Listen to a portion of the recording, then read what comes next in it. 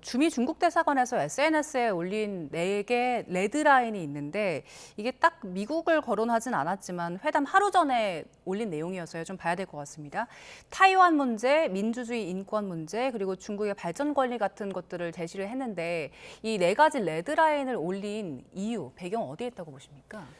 네. 지금 현재 그 4가지 레드라인이라고 하는 것은 그야말로 중국 측에서 조금 더 양보할 수 없는 부분이다.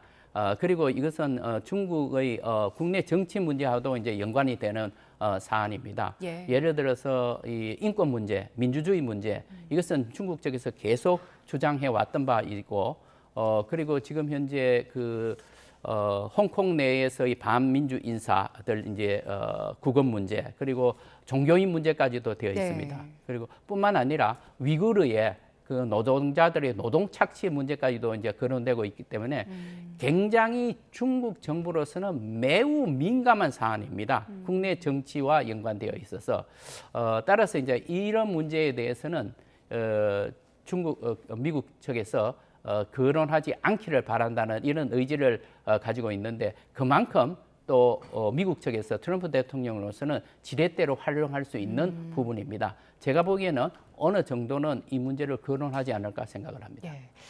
미국과 중국이 각각 가지고 있는 지렛대가 명확하게 있는 상황인 것 같은데 그 두 정상의 만남을 두고 이번에 협상이 이란 전쟁의 협상 향방을 가를 분수령이 될 것이다 이런 분석도 있지만 한편에서는 그다지 큰 돌파구가 마련될 가능성은 크지 않다 이런 분석도 있더라고요. 대사님께서는 어떻게 전망하세요? 예, 2가지 가능성이 다 있습니다. 그리고 그야말로 이것은 중국의 뜻에 따라서 결정이 될 것으로 봅니다. 그럼에도 불구하고 제가 생각하기에는 이번에 어느 정도 중국이 역할을 하지 않을까 그렇게 예상을 하는 것이 제가 좀 전에 말씀드린 중국이 이 중동에 대해서 갖고 있는 여러 가지 지금 이해관계뿐만 아니라 최근에 들어서 중국은 중동 지역에서 영향력을 확대해 보기 위한 여러 가지 조치가 있었습니다. 예. 이것을 좀 더 적극적으로 할 수 있는 계기가 되지 않을까라는 이런 판단도 있을 것으로 보입니다.